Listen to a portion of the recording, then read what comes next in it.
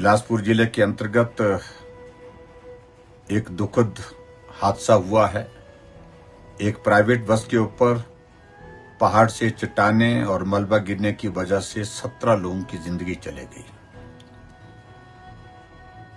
2 लोग घायल हैं गंभीर रूप से, ये भी जानकारी प्राप्त हुई है। मैं सभी व्यक्तियों जिन्होंने अपने परिवार के सदस्य खोए हैं के प्रति अपनी संवेदना व्यक्त करता हूं। ईश्वर उन परिवारों को दुख सहने की शक्ति दे, ऐसी मैं प्रार्थना करता हूं। और जो जानकारी मिली है कि एनडीआरएफ की टीम मौके पर पहुंच गई है, डिस्ट्रिक्ट एडमिनिस्ट्रेशन भी पहुंचा है।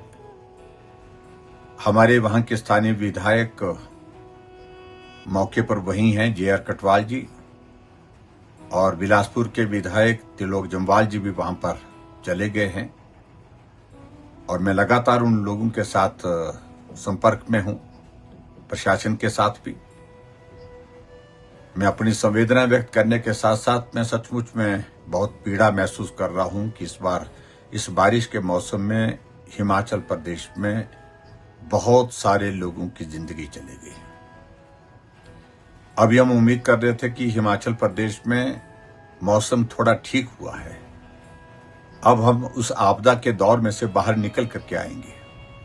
लेकिन पिछले 2 दिनों से फिर लगातार बारिश के कारण भूस्खलन की घटनाएं, सड़कें टूटने की खबरें आ रही हैं। और ये हादसा निश्चित रूप से हम सब लोगों को विचलित करने वाला है। बरसात का ये लंबा दौर हिमाचल प्रदेश के लिए एक बहुत बड़ी आपदा के रूप में जाना जाएगा। और मैं यही कहूंगा, ईश्वर हम सबको इस दुख को सहन करने की शक्ति दे और इस आपदा के दौर में से ईश्वर हमको बाहर निकाले, ऐसी मैं प्रार्थना करता हूं। मैं स्वयं कल मौके पर जाकर के जो प्रभावित परिवार हैं, जिन परिवार के सदस्य खोए हैं, उन परिवारजनों से मिलने की कोशिश करूंगा। और इस संकट की घड़ी में एक बार फिर से मैं यही कहूंगा कि हमारी संवेदनाएं हैं। आदरणीय प्रधानमंत्री जी, आदरणीय गृह मंत्री जी, आदरणीय हमारे पार्टी के राष्ट्रीय अध्यक्ष जगत प्रकाश नड्डा जी ने भी अपनी संवेदना व्यक्त की है। आदरणीय अध्यक्ष जगत प्रकाश नड्डा जी का मुझे फोन आया और उन्होंने पूरी जानकारी हासिल की। जो जानकारी हम उनको दे सकते थे वो जानकारी हमने उपलब्ध कराई है।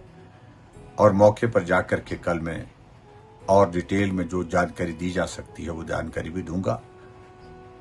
लेकिन इस हादसे के कारण हम सब लोग बहुत बड़ी पीड़ा में हैं।